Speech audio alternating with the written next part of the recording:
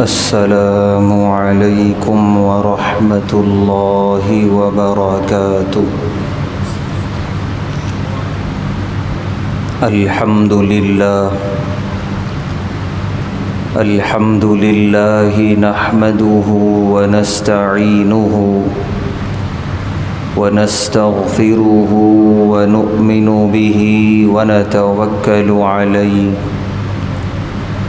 ونعوذ باللہ من شرور انفسنا ومن سیئات اعمالنا من يهده الله فلا مضل له ومن يضلله فلا هادي له ونشهد أن لا إله إلا الله وحده لا شريك له ونشهد أن سيدنا ونبينا وحبيبنا ومولانا محمدا عبده ورسوله أما بعد قال الله تبارك وتعالى في القرآن الكريم أعوذ بالله من الشيطان الرجيم بسم الله الرحمن الرحيم يا بني إسرائيل اذكروا نعمتي التي أنعمت عليكم وأني فضلتكم على العالمين صدق الله العظيم۔ ہر طرح کی تعریف اور حمد و ثنا اللہ بزرگ و برتر کے لائق ہے، جس کا کوئی شریک، جس کا کوئی ساجی اور ہمسر نہیں، جو ہمیشہ سے ہے اور ہمیشہ رہے گا۔ بے شمار درود و سلام نازل ہوں جناب محمد الرسول اللہ صلی اللہ علیہ وسلم پر اور آپ کے پیارے صحابہ اور پیارے اہل بیت پر۔ محترم حضرات، اللہ کے برگزیدہ پیغمبر ہیں حضرت ابراہیم علیہ السلام، جن کو اللہ تعالیٰ نے 2 اولاد عطا فرمائی اور دونوں بیٹے۔ بڑے بیٹے کا نام حضرت اسماعیل علیہ السلام اور چھوٹے بیٹے کا نام حضرت اسحاق علیہ السلام۔ ان دونوں فرزندان کی نسل میں اللہ نے بہت برکت دی، دونوں کی نسلیں چلیں اور آج تک ہیں الحمدللہ۔ حضرت اسماعیل علیہ السلام کی نسل کہلاتی ہے بنو اسماعیل، اور دوسرا نام اس کا ہے عرب، کہ یہ جتنی عرب دنیا ہے بالخصوص مکۃ المکرمہ اور اس کے اطراف، یہ حضرت اسماعیل علیہ السلام کی نسل ہیں۔ اور دوسرے بیٹے حضرت اسحاق علیہ السلام، ان کی بھی نسل چلی ہے اور آج بھی ہے۔ ان کی نسل کہلاتی ہے بنی اسرائیل اور یہود۔ ان دونوں نسلوں میں اللہ تبارک و تعالی نے انبیاء کرام مبعوث فرمائے۔ حضرت اسماعیل علیہ السلام کی نسل میں صرف ایک نبی آئے، اور وہ ہیں ہمارے اور آپ کے پیارے حبیب صلی اللہ علیہ وسلم۔ اور دوسرے بیٹے حضرت اسحاق علیہ السلام کی نسل میں بے شمار انبیاء اور رسول تشریف لائے۔ حضرت اسحاق علیہ السلام کی نسل کو بنو اسرائیل اور یہود کیوں کہا جاتا ہے؟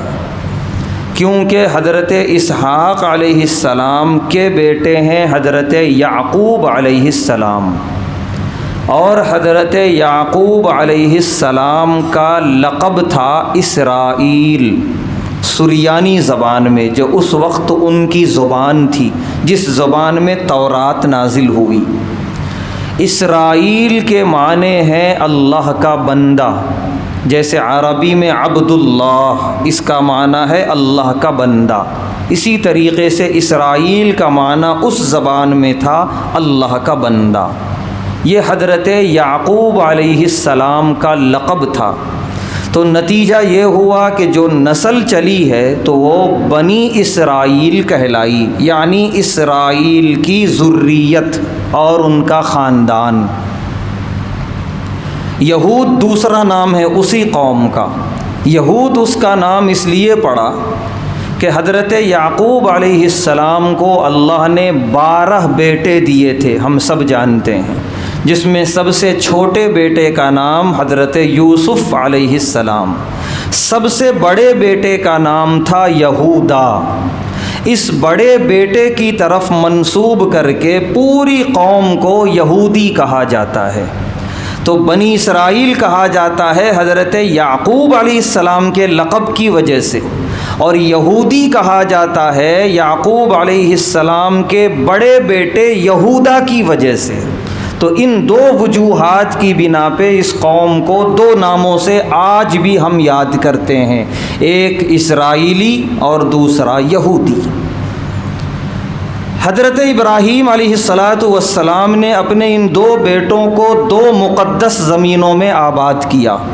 حضرت اسماعیل علیہ السلام کو آباد کیا شہر مکۃ المکرمہ میں، اور حضرت اسحاق علیہ السلام کو آباد کیا سرزمین فلسطین میں۔ البتہ دونوں کے آباد ہونے میں ایک بڑا فرق ہے۔ شہر مکۃ المکرمہ میں کوئی انسان پہلے سے بستا نہیں تھا، سب سے پہلے وہاں کے باشی حضرت اسماعیل علیہ السلام اور ان کی والدہ حضرت ہاجرہ علیہ السلام، انہوں نے مل کر اس پورے شہر کی بنیاد رکھی، ان کے ذریعے آبادی پھیلی، یہ شہر آباد ہوا۔ اس اعتبار سے حضرت اسماعیل علیہ السلام شہر مکۃ المکرمہ کے بانی ہیں، اور عرب قیامت تک اس کے دعوے دار رہیں گے کہ شہر مکہ ہمارا ہے، ہمارا ہی حق ہے۔ اور جتنے مسلمان ہیں چاہے دنیا میں کہیں بھی آباد ہوں، ان کو یہ کہنے کا پورا حق ہے شہر مکۃ المکرمہ ہم مسلمانوں کا ہے۔ باقی کسی قوم کو اس کے بارے میں کوئی دعویٰ کرنے کا کہیں سے حق نہیں ہے، کیونکہ وہاں نہ کوئی تھا نہ کوئی آبادی تھی۔ جبکہ سرزمین فلسطین میں جب حضرت ابراہیم علیہ السلام نے اپنے دوسرے بیٹے حضرت اسحاق علیہ السلام کو آباد کیا تو سرزمین فلسطین پہلے سے آباد تھی۔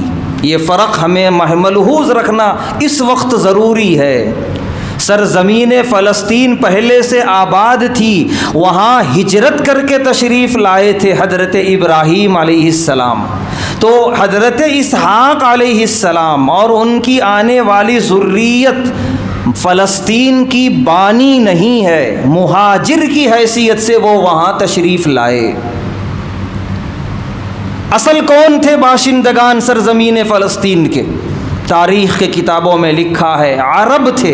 یغوث یا غین واؤ ثا، یغوث ایک قبیلہ تھا عرب کا، بہت بڑا قبیلہ جو اس وقت سرزمین فلسطین میں آباد تھا، اس کی نسلیں آج تک ہیں فلسطین میں۔ اور یہ ابراہیم علیہ السلام کے پہلے سے وہ لوگ وہاں آباد تھے، بعد میں جب اسلام آیا تو وہ مسلمان ہوئے اور امت مسلمہ کا حصہ بنے۔ تو عرب شہر مکۃ المکرمہ کے بھی دعوے دار ہیں، عرب اور مسلمان سرزمین فلسطین کے بھی دعوے دار ہیں۔ حضرت اسحاق علیہ السلام اپنی ذریت کے ساتھ ایک مہاجر کی حیثیت سے شہر فلسطین سرزمین فلسطین میں رہ رہے تھے۔ اس کے بعد ہم تاریخ میں تھوڑا اور آگے بڑھیں۔ حضرت اسحاق علیہ السلام کے بیٹے حضرت یعقوب علیہ السلام اور ان کے 12 بیٹے اور 12 بیٹوں کا خاندان یہ آباد ہوا کنعان میں جا کر۔ کنعان یہ فلسطین، شام اور اردن کا سرحدی علاقہ ہے۔ شام اور اردن کا سرحدی علاقہ، اور کچھ حصہ سرزمین فلسطین سے بھی ٹچ ہوتا ہے، یعنی فلسطین کے یہ اس حصے میں جا کر آباد ہوئے جو فلسطین کم ہے، ملک شام اور اردن زیادہ ہے، وہاں جا کر یہ آباد ہو گئے۔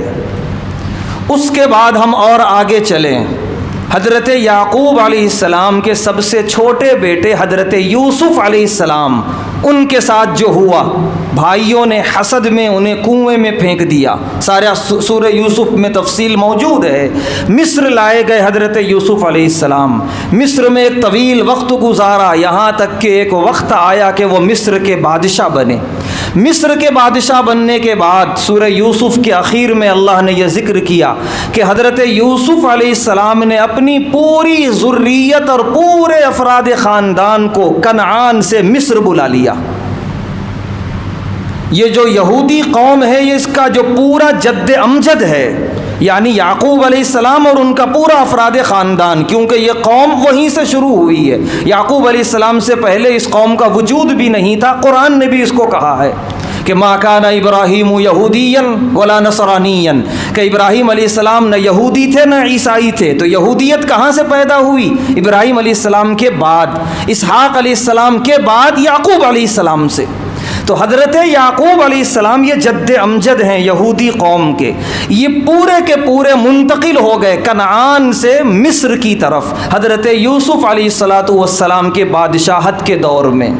تو یہاں ہم یہ سمجھتے چلیں کہ یہ قوم جب سے دنیا میں آئی، اس قوم کا اپنا اصلی کوئی ٹھکانہ ابھی تک نہیں ہے۔ اسی لیے عرب مورخین نے یہود قوم کو خانہ بدوش قوم لکھا ہے۔ خانہ بدوش وہ ہوتے ہیں جو لاوارث زندگی گزارتے ہیں، اور کوئی تنقید کر کے انہوں نے نہیں لکھا، کسی دشمنی میں نہیں لکھا، یہ حقیقت ہے کہ ہر قوم کا ایک وطن ہوتا ہے، ایک زمین ہوتی ہے، لیکن ان کی کوئی زمین نہیں۔ چنانچہ اب وہ منتقل ہو رہے ہیں کنعان سے مصر، اور مصر میں ایک طویل وقت گزارا مہاجر کی حیثیت سے، کہ ایک بادشاہ تھے یہاں کے، لہذا ان کی یہ ذریت ہے جو کنعان سے آ کر یہاں آباد ہوئی مصر میں۔ حضرت یوسف علیہ السلام کا انتقال ہوا اور کچھ وقت گزرا۔ یہود قوم میں یہ خرابی ہے، اللہ نے بیان کیا قرآن میں جگہ جگہ کہ اس کے اندر اخلاقی فساد بہت ہے، بد اخلاق قوم ہے یہ۔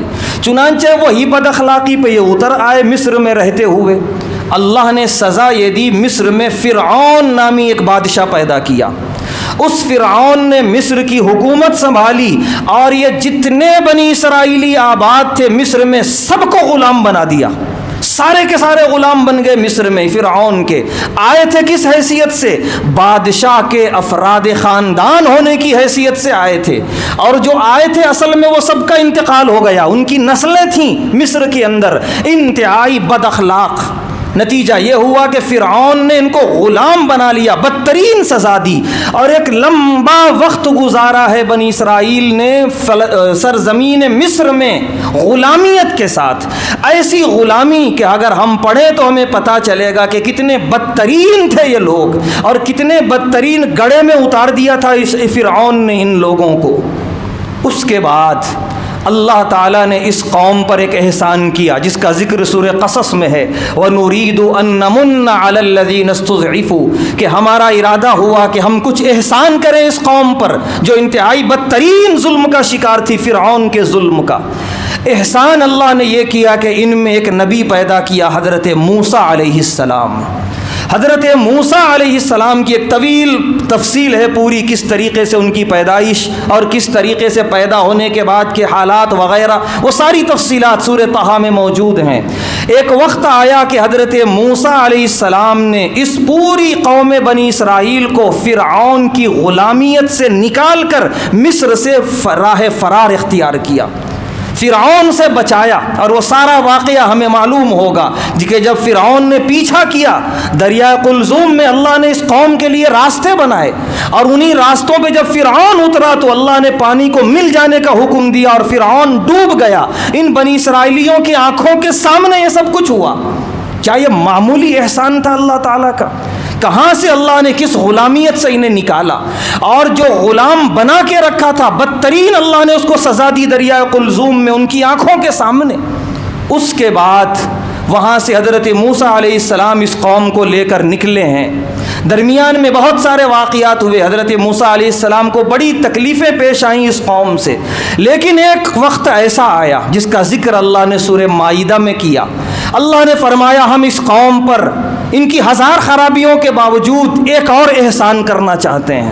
یہ قوم لاوارث ہے، خانہ بدوش ہے، اس کی اپنی کوئی زمین نہیں ہے، ہم چاہتے ہیں اسے سرزمین فلسطین عطا کریں۔ اس کے لیے بس ایک کام کرنا ہے، اس دنیا میں کچھ حاصل کرنا ہے تو کچھ محنت بھی کرنا ہوگا۔ محنت یہ ہے اس سرزمین پر ایک قوم آباد ہے، قوم عمالقہ، اس قوم سے جہاد کرنا ہے، اور ہر نبی کی قوم نے جہاد کیا ہے۔ اللہ نے یہ سب سے یہ کام کروایا ہے، یہ آزمائش، یہ امتحان۔ تو یہ پہلا وقت تھا جہاد کا اس قوم کے لیے، قوم بنی اسرائیل کے لیے۔ حضرت موسیٰ علیہ السلام نے فرمایا اپنی قوم سے کہ بہت بڑا احسان، بلکہ بڑی خوشخبری ہے اللہ کی طرف سے، بس ہم تھوڑا سا مجاہدہ کریں کہ اس قوم سے جہاد کریں۔ اور اللہ نے پہلے ہی فرما دیا تھا فَإِنَّكُمْ غَالِبُونَ، تم ہی غالب رہو گے، فتح تمہیں ہی ملے گی، بس ایک دنیا کی جو رسم ہے وہ پوری کرو، تم جہاد کرو تاکہ تم فاتحانہ انداز میں اس شہر میں داخل ہو جاؤ۔ اس کے بعد اس بدترین قوم نے ان احسانوں کا جو صلہ دیا وہ اس شکل میں، اللہ نے فرمایا قالوا یا موسیٰ انا لن ندخلها ابدا ما داموا فيها فاذهب انت وربك فقاتلا انا هاهنا قاعدون۔ ترجمہ یہ ہے کہ انہوں نے حضرت موسیٰ علیہ السلام سے کہا اے موسیٰ علیہ السلام، یہ جہاد، یہ لڑائی، یہ ہمارے بس کی بات نہیں ہے، یہ کام ہم سے نہیں ہوگا۔ اتنا بھی کہہ کے رک جاتے تو وہ بھی گناہ تھا، نافرمانی تھی، گستاخی تھی، لیکن پھر بھی ایک حد تھی، حد سے آگے نکل گئے۔ انہوں نے کہا انت وربک فقاتلا، لڑنا ہی ہے تو اے موسیٰ علیہ السلام آپ جائیے اور آپ کا رب جائے، دونوں جا کے لڑیں، انا ہاہنا قاعدون، ہم یہاں بیٹھ کے صرف تماشا دیکھیں گے۔ اندازہ لگائیے یہ قوم کون ہے۔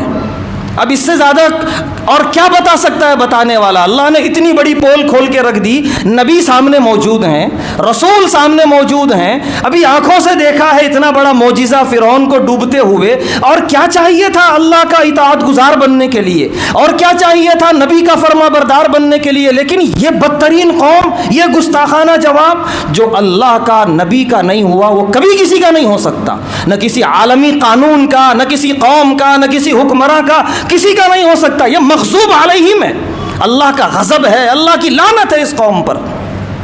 ایسی بدترین قوم، تکلیف بہت ہوئی موسیٰ علیہ السلام کو اس جواب کی وجہ سے۔ اس وقت موسیٰ علیہ السلام نے کہا لا املک الا نفسی و اخی، اے اللہ بہت ہو گیا اس قوم کے ساتھ میرا گزارا، اب میں نہیں رہنا چاہتا اس قوم کے ساتھ، میں اب اپنا مالک ہوں، اپنے بھائی حضرت ہارون کا مالک ہوں، یہ قوم کہاں جائے مجھے اس سے کوئی مطلب نہیں ہے۔ فافرق بیننا و بین القوم الفاسقین، اس کے اور ہمارے درمیان فرق کر دیجیے اے اللہ، مجھے کہیں اور بھیج دیجیے کسی قوم کے پاس، میں وہاں محنت کر لوں گا، شاید وہ لوگ ایمان لے آئے، وہ صحیح ہوں، لیکن یہ بدترین قوم ہے۔ دل برداشتہ ہو کر آدمی جب بولتا ہے، عاجز ہو کر، یہ وہ جملے تھے موسیٰ علیہ السلام کے۔ تو جس کے بارے میں اس کے نبی کی یہ گفتگو ہو تو وہ قوم کیسی ہوگی؟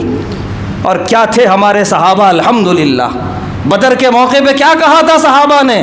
ہم وہ نہیں ہیں اے ہمارے محبوب صلی اللہ علیہ وسلم جنہوں نے کہا تھا جاؤ جا کر اپنے رب کے ساتھ مل کے لڑو، ہم دوسرے لوگ ہیں اے میرے محبوب، آپ کہیے ہم آپ کے آگے سے لڑیں گے، آپ کے دائیں سے لڑیں گے، آپ کے بائیں سے لڑیں گے، ہم اپنے گھوڑے دریاؤں میں دوڑا دیں گے، آپ صرف اشارہ کیجئے۔ یہ ہمارے صحابہ تھے الحمدللہ، اور یہ بدترین لوگ تھے جنہوں نے ایسی گفتگو کی اپنے نبی موسیٰ علیہ السلام سے، اور نبی کو مجبوراً ایسے جملے کہنے پڑ رہے۔ اس کے بعد اللہ تعالیٰ نے بھی ایک فیصلہ کیا، ٹھیک ہے فَإِنَّهَا مُحَرَّمَةٌ عَلَيْهِمْ 40 سَنَةً، اب یہ زمین ان کے اوپر 40 سال کے لیے حرام ہے، یہ چاہ کے بھی اس زمین میں داخل نہیں ہو سکتے۔ اس کے بعد اللہ نے بڑی عجیب و غریب سزا دی، سورہ مائدہ میں ہم پڑھیں یتیہون فی الارض، ایک وادی ہے وہاں پر جو آج بھی ہے، تقریباً 50 کلومیٹر کا اس کا رقبہ ہے، صرف صحرا ہے اور کچھ نہیں ہے دور دور تک۔ اسے وادی تیہ کہا جاتا ہے۔ اللہ نے لفظ استعمال کیا یتیہون فی الارض، اللہ نے فرمایا اب یہ قوم اسی وادی میں بھٹکتی رہے گی، یہ ہزار اس وادی سے نکل کر کسی آبادی میں جانا چاہے یہ نہیں جا سکتی۔ چنانچہ حدیث میں ہے پیارے نبی صلی اللہ علیہ وسلم نے ارشاد فرمایا کہ کبھی ایسا ہوتا کہ یہ بالکل رات کا اندھیرا ہوتے ہوتے یہ وادی کے بالکل کنارے پہنچ جاتے اور انہیں یقین ہوتا کہ شاید اب ہم کل اس وادی سے باہر نکل کر کسی آبادی میں داخل ہو جائیں گے، اس انتظار یا اس امید پر وہ سو جاتے، صبح اٹھتے تو پھر وادی کے بیچ میں رہتے، اللہ فرشتوں کے ذریعے پھر ان کی جگہ تبدیل کروا دیتا۔ 40 سال وادی میں بھٹک کے گزارے ہیں ان لوگوں نے۔ ان 40 سالوں میں جتنے بڑے بڑے ان کے سورما تھے سب مر گئے اس وادی کے اندر، بلکہ اس قوم کے اکثر لوگ مر گئے، ختم ہو گئے۔ اور اسی دوران حضرت ہارون علیہ السلام اور حضرت موسیٰ علیہ السلام کا بھی وصال ہو گیا۔ اس کے بعد 40 سالوں کے بعد جب ان کے جو سرکش لوگ تھے ختم ہو گئے، پھر ایک نبی اللہ نے ان کے پاس بھیجا جن کا نام ہے حضرت یوشع بن نون علیہ السلام۔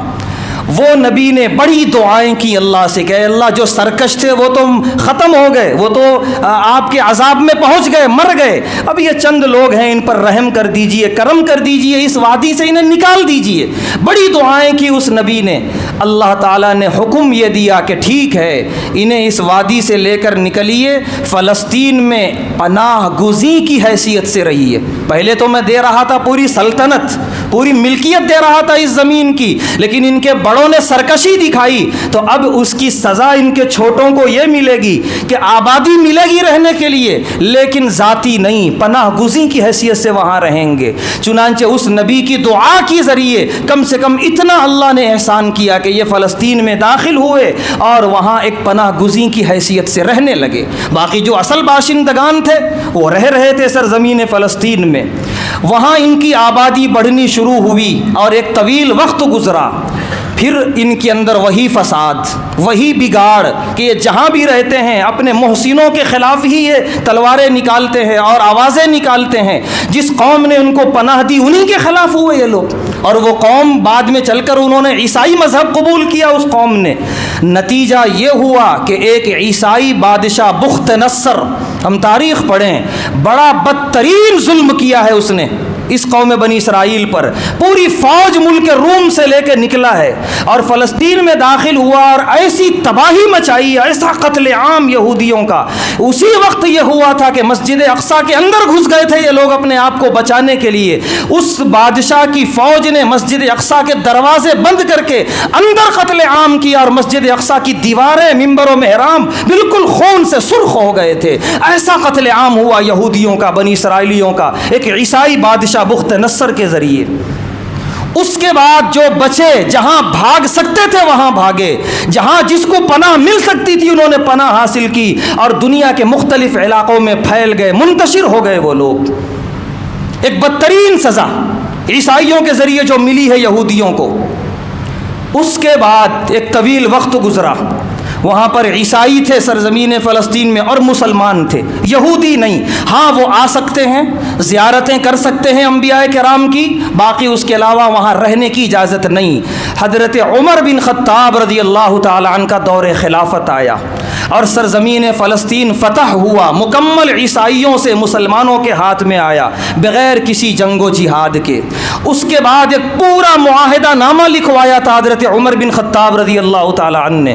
اس معاہدے میں ایک لائن، ایک سطر یہ بھی تھی کہ یہاں یہودیوں کو آباد ہونے کی کوئی اجازت نہیں دی جائے گی۔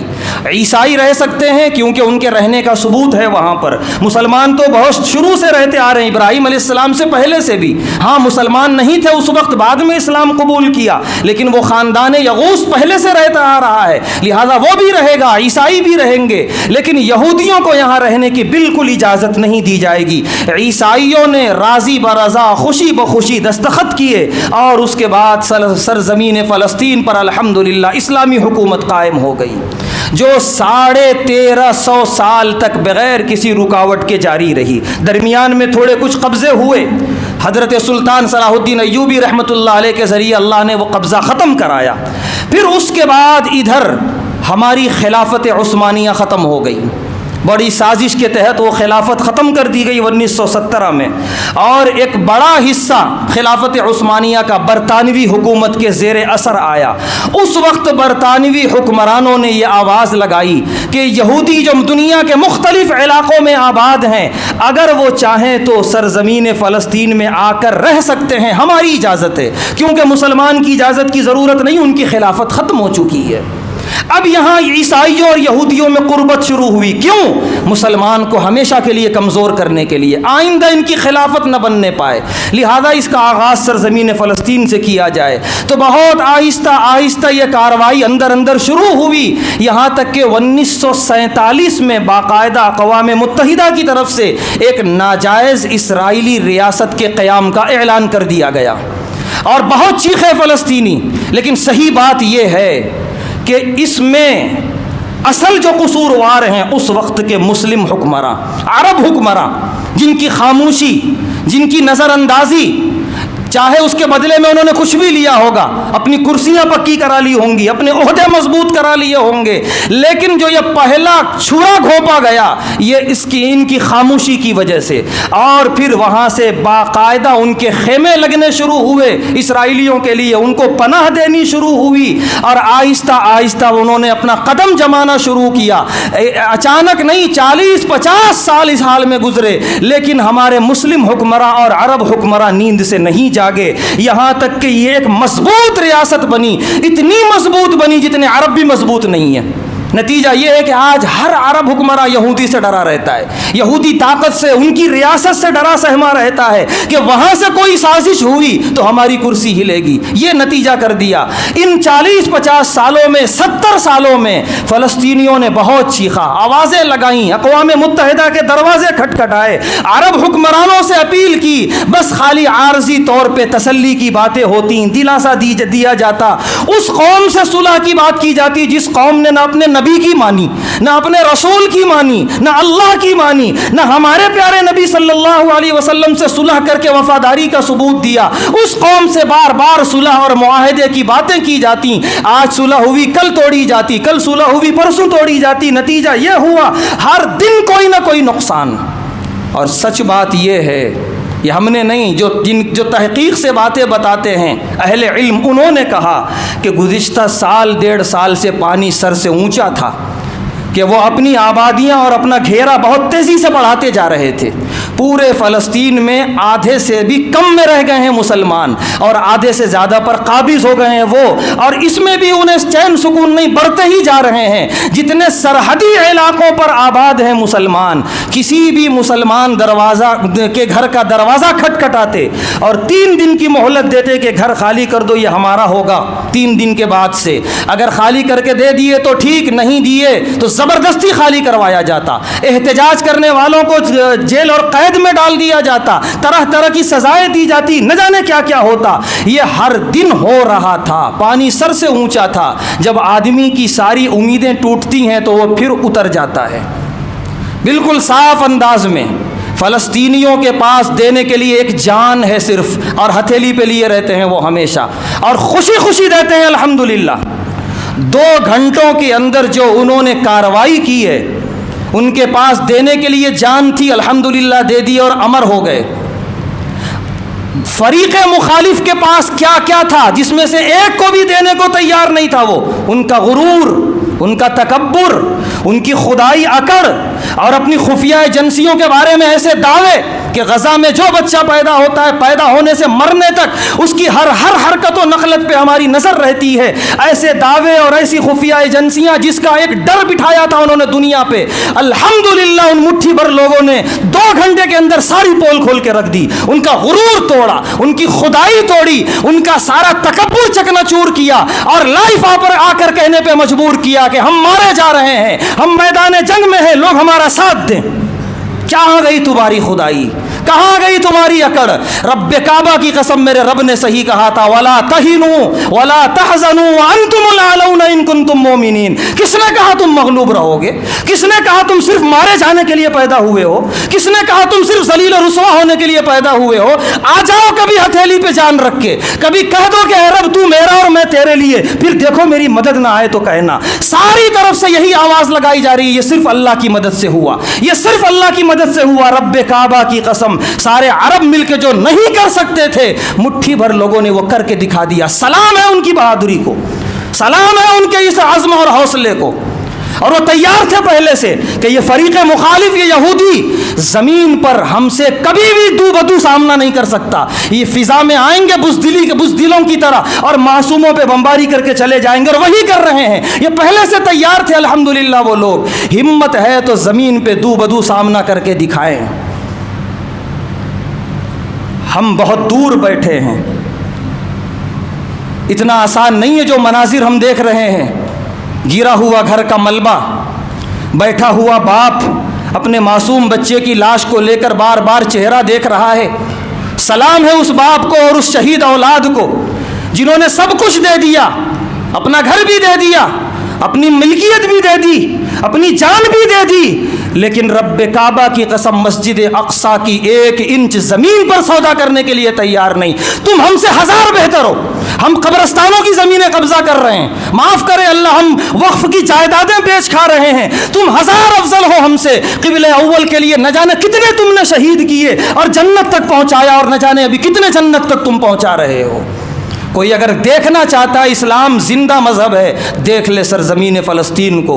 مٹھی بھر بے کس بے بس لوگ نبرد آزما ہے کس سے؟ وقت کے خدا سے، جس سے سارے ڈرتے ہیں، لیکن اس کے سامنے سینہ سپر کھڑے ہیں بالکل، یہ کہہ کر کہ ہم تجھے خدا نہیں مانتے، نہیں جانتے، ہم صرف خدا اس ایک کو مانتے ہیں، اسی کے لیے جئیں گے اور اسی کے لیے مریں گے۔ لہٰذا صبح و شام دعا کریں ان کے لیے، کم سے کم یہ فریضہ ضرور ادا کریں۔ ہمارے بڑے یا مسلم حکمراں جو غلطی کر گئے ان کی سزائیں ضرور ملیں گی انہیں، نہ ہم معاف کریں گے نہ آنے والی نسلیں انہیں معاف کریں گی، لیکن ہم کچھ ایسا کریں کہ کم سے کم اللہ ہم سے راضی رہے کہ تم اتنا تو کر سکتے تھے دور رہ کر۔ صبح و شام ان کے لیے دعا کریں، ان کی ہمت کے لیے دعا کریں، ان کے عزم و حوصلے کے لیے دعا کریں۔ جو مائیں اپنے بیٹے کھو رہی ہیں ان ماؤں کے صبر کے لیے دعا کریں، اور ان شہیدوں کے درجات کی بلندی کے لیے دعا کریں۔